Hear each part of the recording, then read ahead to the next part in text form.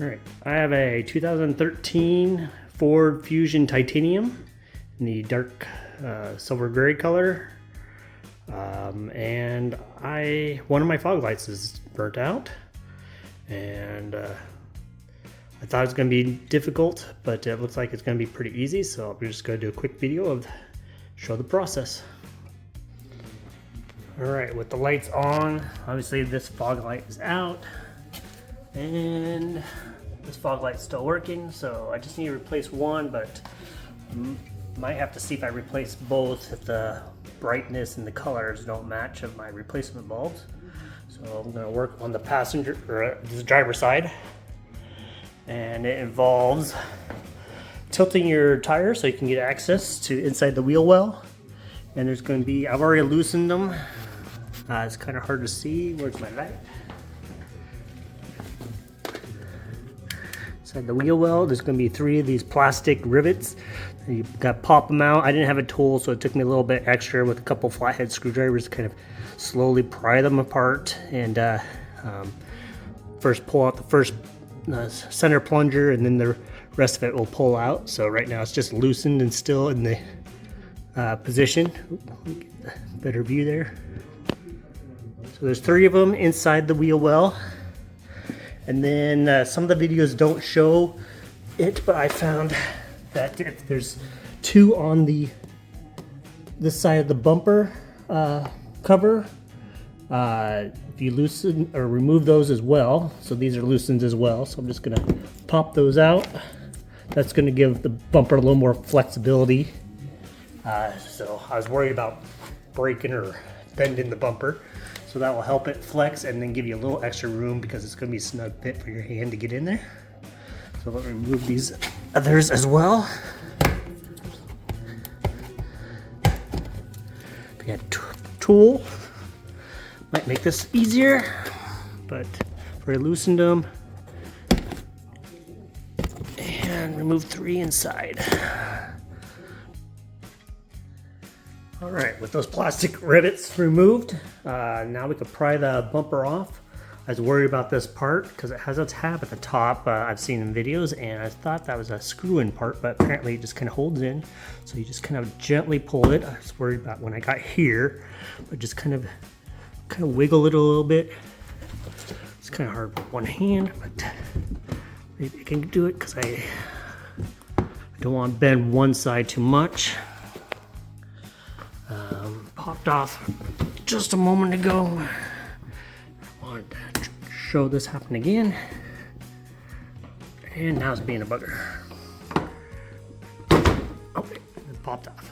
So I thought this had a screw in it, but apparently that just clamps in there or something like that. So the bumper is out, and as you can see, probably the holes at the very bottom, because we removed those bottom 2, we get a little extra wiggle room here. There's actually enough room for me to put in my light. Try it again with one hand.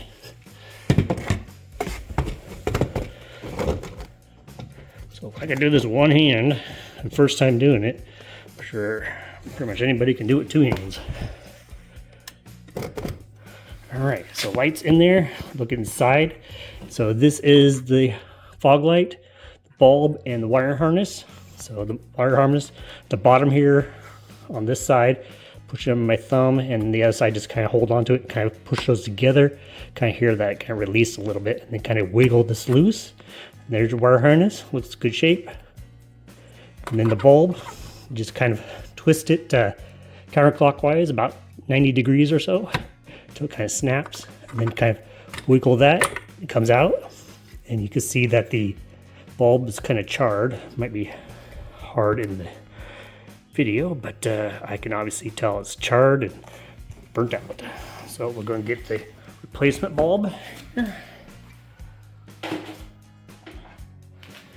And this one has kind of a blue coating. Hoping that doesn't affect the color, but we'll see. If it does, then I'll probably have to replace both lamps, fog lamps.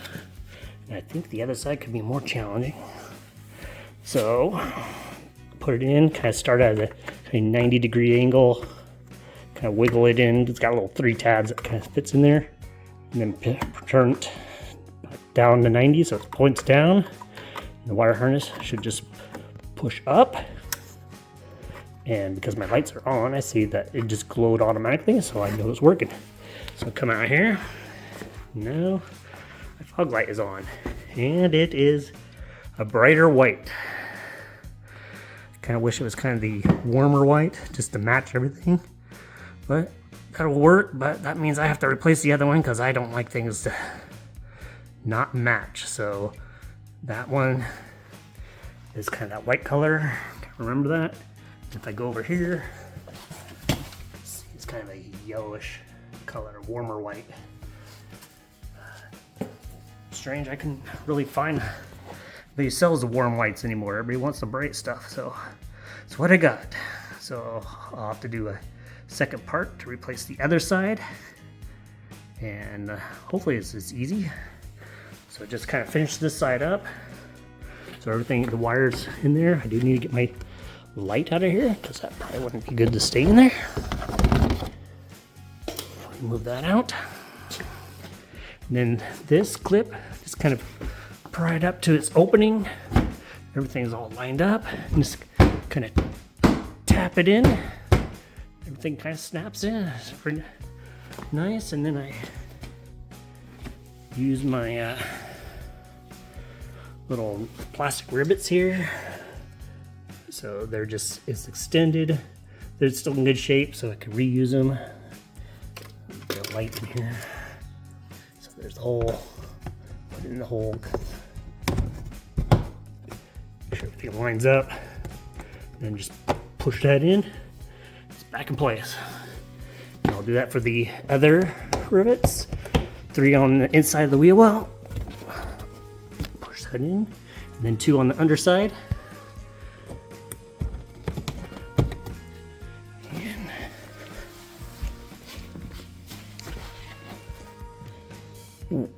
Where are those 2? Everything's lined up, so it should just pop right in their holes. Where's the other one?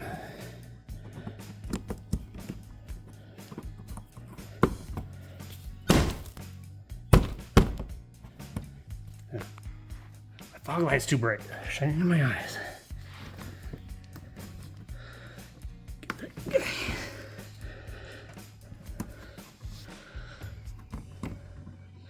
Sometimes, of course, it's always the last one. It's either the very first one you have issues with, last one. Let me kind of reposition it.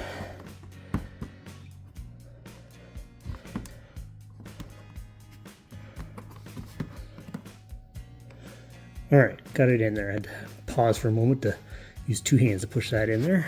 But everything lines up, everything's back together. So my bumper's back together with a working fog light. Now the other side. All right, so this side, pop the 3 rivets in here. Try to space a little tight. Since I don't have a tool, kind of get a little tricky with a couple flathead screwdrivers to kind of pry things and hopefully not break anything. So you pull this center plunger out slightly. Times it takes a little motivation.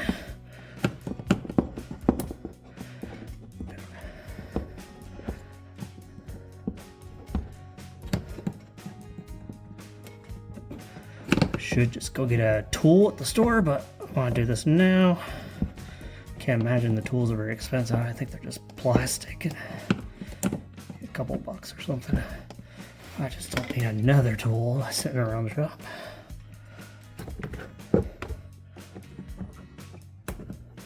Come on.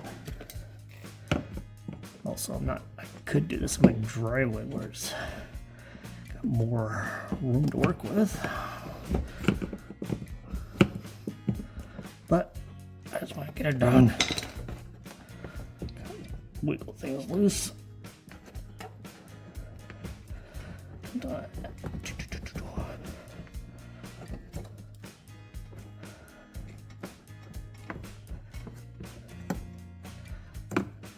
Sometimes these are a pain.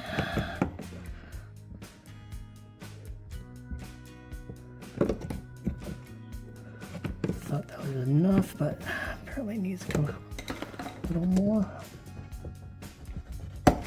So the main plunger comes out, and then we've got this thing should just kind of pop out now.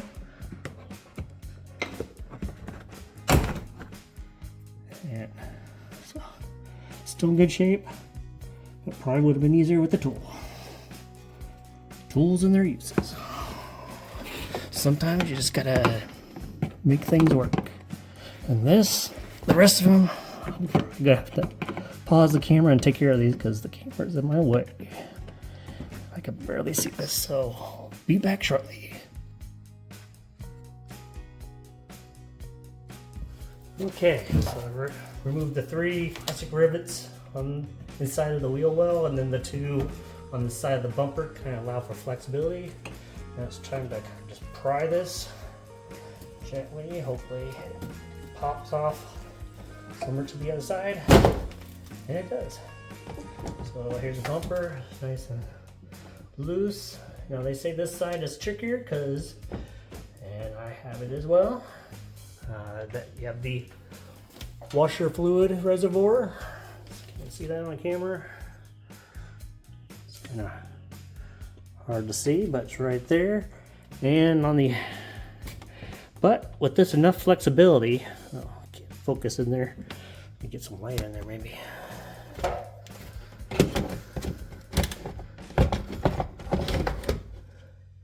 There, that'll hold. So they got the reservoir there, but you can also see the fog light right there. So actually, everybody's talking about taking bottom panels off, top panels off. I should be able to get to that, but I can't hold the camera and do that at the same time. So I'm gonna have to pause it and show you when it's done. Well, as you can tell by this picture, it's not moving. I accidentally took a photo instead of play on record, and so I missed a bit of video of going in there, disconnecting the fog light cable, and then twist out the fog light, bolt it out, replaced it with the other one in the reverse steps, and then put everything snapped back together just like I did the first side. So I no need to actually show all that, but it's just the first part of this side was just showing the reservoir was a little bit in the way, but there's still enough room to get access to the fog light bulb itself. Alright, on hindsight I should have done this out in the driveway. Would have been more space. Pleasant warm sunny day in mid-May, Midwest, but it's done. As you can see, the color difference. Maybe I'll replace the headlights at a later date. Maybe when one fails, I'll replace them. But for now, fog lights are good. They work. If I chose again or did more research on color, I think the stock is around 3,000 to 4,000 Kelvin, which these, which I got this one. It's rated 5,500, which is actually kind of lower. A lot of the other ones, super bright ones, were around 6,000 or 7,000 Kelvin. So at least glad I got this. Looks like fog lights went out for power save mode. It's all right. But yeah, so this is just a, I don't know if it can focus brightness there, but doesn't seem to be a brand name on here. I got it off of Amazon and it was only $4.99 for a 2-pack. So I couldn't beat that, and I had one fog light out and said, well, let's give it a try and do it myself, which could have been a couple $100 to take it to some place to get it done. So it's pretty generic if they don't even have a brand name, but you can, there's lots of options out there on Amazon, but H11 is the bulb type for the 2013 Ford Fusion. Titanium with the fog lights built in. Yeah, that's all I got. So at least I got working fog lights. I can check that off the list to do. And on to the next project. So I just wanted to add quickly that this took a lot less time than I was thinking it was going to take. I looked at a couple of YouTube videos and it didn't look too difficult, but I was kind of concerned digging into it. But if I didn't have to deal with the camera work and kind of redoing a couple steps for the camera, I think it probably ended up being maybe 15 minutes per side, including removing the rivets, which would have gone probably faster if I had the proper tool, and then the taking those out, loosening the bumper, reaching in, getting enough light in there, unscrewing or disconnecting the harness, and then untwisting the bulb, put the new one in, put the harness back on, and then button up all the plastic rivets again, and it's all back in shape, and there's no damage. There's some fingerprints, so I need to do a car wash one of these days. But now we'll call it in. On to the next project.